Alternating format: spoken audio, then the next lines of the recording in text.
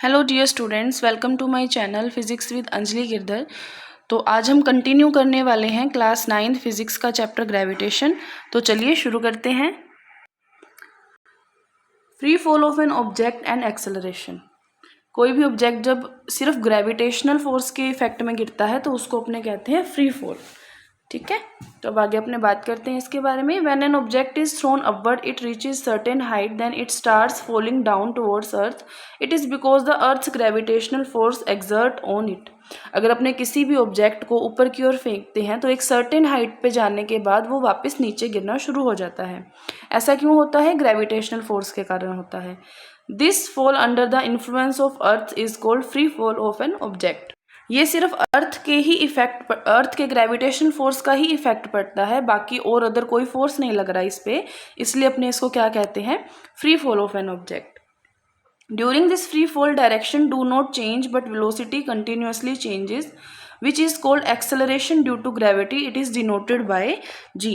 इस प्रोसेस के दौरान ये जो गिर रहा है, बॉडी गिर रही है, वेलोसिटी जो है वो कंटिन्यूअसली चेंज हो रही है। डायरेक्शन चेंज नहीं हो रही है पर वेलोसिटी कंटिन्यूअसली चेंज हो रही है, इसलिए एक्सेलरेटेड मोशन होता है और इसका एक्सेलरेशन होगा ग्रेविटेशनल एक्सेलरेशन जी के equal. Its unit is same as acceleration. Gravitational acceleration की यूनिट क्या होगी? एक्सेलरेशन की जैसे ही होगी, क्योंकि है तो एक्सेलरेशन ही। तो एक्सेलरेशन की यूनिट क्या होती है? मीटर पर सेकेंड स्क्वायर। तो ग्रेविटेशनल एक्सेलरेशन की यूनिट क्या हो जाएगी? मीटर पर second square. Gravitational acceleration and it's value at the surface of earth. Gravitational acceleration और इसकी क्या वैल्यू होती है अर्थ की सरफेस पे? The uniform acceleration produced in a freely falling object due to the gravitational force of earth is called acceleration due to gravity. अभी अपने last page पे पढ़ा था कि जो यूनिफॉर्म एक्सेलरेशन है प्रोड्यूस होता है फ्री फॉलिंग बॉडी के अंदर अर्थ के ग्रेविटेशनल फोर्स की वजह से, उसको एक्सेलरेशन ड्यू टू ग्रेविटी कहते हैं। मतलब कोई भी बॉडी है वो फ्री फॉल कर रही है अर्थ के ग्रेविटेशनल फोर्स के इफेक्ट में, तो उसमें जो एक्सेलरेशन जनरेट होगा वो क्या होगा? Acceleration due to gravity. It is represented by small G. इसको स्मॉल जी से रिप्रेजेंट करते हैं। It always act towards the centre of the earth. और इसकी डायरेक्शन हमेशा क्या होती है? Centre of the earth, earth के सेंटर की तरफ होती है। Value of G on the surface of earth. Surface पे इसकी क्या वैल्यू होती है वो देखते हैं। The force acting on an object is F is equal to G M E M upon में आर स्क्वायर। कि कोई भी फोर्स जो किसी ऑब्जेक्ट पे लग रहा है जब बॉडी फ्री फॉल कर रही है तो क्या होगा? जी जो कि ग्रेविटेशनल कांस्टेंट है, एम ई मतलब mass of earth, small m मतलब मास ऑफ बॉडी, ये आपको दे रखा है, mass of earth, mass of an object, और आर क्या होगा? Radius of earth. If acceleration due to gravity is g due to force F then F is equal to m g. अगर acceleration gravity की वजह से small जी है और उस पर फोर्स एफ लग रहा है तो एफ की वैल्यू क्या होगी? एम जी, क्योंकि एफ क्या होता है? एम ए, न्यूटन के सेकेंड लॉ के अकॉर्डिंग, मोशन के सेकेंड लॉ के अकॉर्डिंग। तो यहाँ पे ए की जगह अपने जी कंसीडर करेंगे क्योंकि ग्रेविटेशनल एक्सेलरेशन की बात चल रही है। तो अब देखिए इक्वेशन 1 और 2 से पहले अपनों ने फोर्स क्या लिया था? G M E M upon में आर स्क्वायर। दोनों क्या करेंगे? अपने इक्वल रख देंगे। स्मॉल एम से स्मॉल एम कैंसिल आउट हो जाएगा, तो स्मॉल जी क्या बचेगा? जी एम ई अपॉन में आर स्क्वायर। अब देखिए जी की वैल्यू फिक्स होती है, एम ई अर्थ के मास की वैल्यू फिक्स होती है, रेडियस ऑफ अर्थ की वैल्यू फिक्स होती है। इन सब वैल्यूज को अपने पुट करके इसको सोल्व करेंगे तो जी की वैल्यू क्या आएगी? 9.8 मीटर पर सेकेंड स्क्वायर। तो सरफेस पे जो ग्रेविटेशनल एक्सेलरेशन की वैल्यू होती है वो अपने 9.8 मीटर पर सेकेंड स्क्वायर कंसीडर करते हैं। अब अपने देखेंगे relationship between capital G and small g. Capital G और स्मॉल जी में कंफ्यूज नहीं होना है, दोनों अलग अलग हैं। इनके अंदर क्या डिफरेंस होता है वो अपने देखते हैं। कैपिटल जी किसको रिप्रेजेंट करता है? ग्रेविटेशनल कांस्टेंट को। स्मॉल जी क्या रिप्रेजेंट करता है? एक्सेलरेशन ड्यू टू ग्रेविटी को। स्मॉल जी का फॉर्मूला क्या होता है? जी एम अपॉन में R square.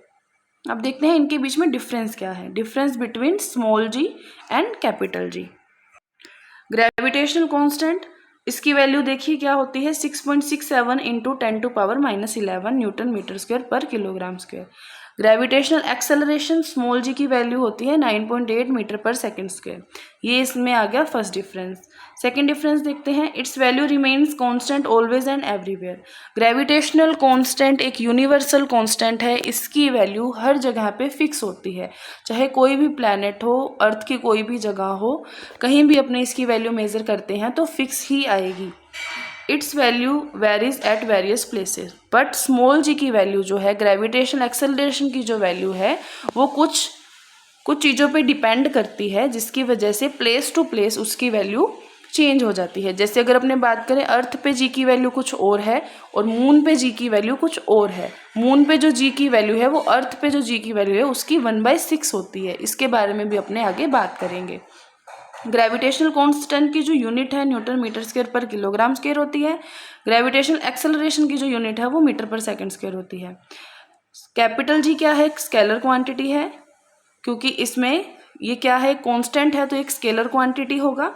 It is a vector quantity. और स्मॉल जी क्योंकि एक्सेलरेशन है, एक्सेलरेशन तो वेक्टर क्वांटिटी ही होता है।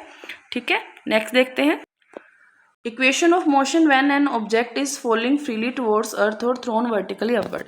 अब अपने देखते हैं कि जब अपने किसी भी ऑब्जेक्ट को ऊपर उछालते हैं या उसको नीचे गिरने देते हैं तो उसकी जो इक्वेशन ऑफ मोशन है उस पर क्या इफेक्ट पड़ता है।